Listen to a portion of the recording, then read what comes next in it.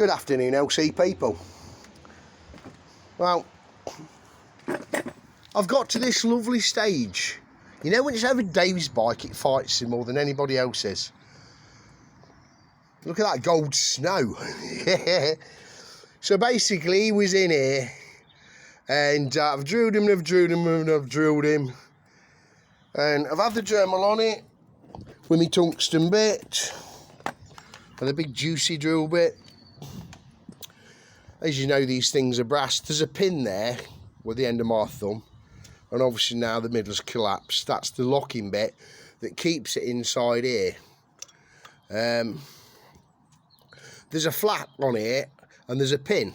Now, dead easy, you just have a screwdriver behind the plate, this bit behind there in the frame, sharp screwdriver, and give it a couple of whacks and it will start to move out.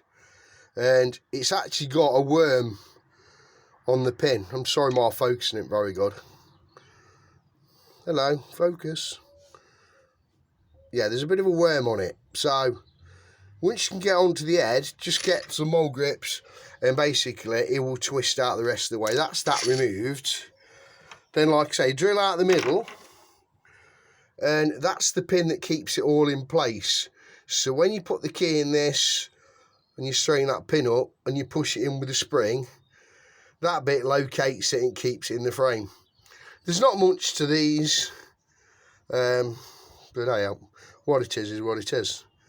So all I've got to really do now is put the key in it, put it in, turn it, twist it, and put the flat back on, and that's the job done. And give the frame a clean. And that will be the extra lock. Now, a few people have contacted me since my video yesterday and said their bikes have got one on the ignition steering lock and one on the frame. Somebody told me today it's what happens in Switzerland. That's how the Swiss have it. So, okay. So I'm going to put the lock back on it now. So I can't do it all one-handed, you see. It's a bit difficult. We'll try and do it. Hang on. Let me try and put the key into the lock.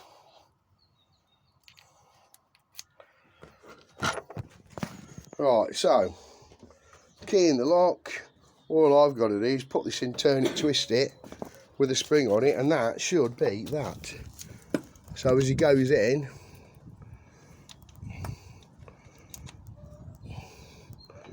twisted the bit, and that's in.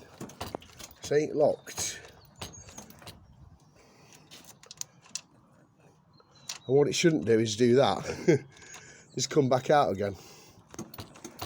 But I think that's where the flap comes in. I'm not 100%. That's it, it's in now, look. So it just, however it works, that's it, it's in. So that's the steering lock done. All I've got to do is bash in the rivet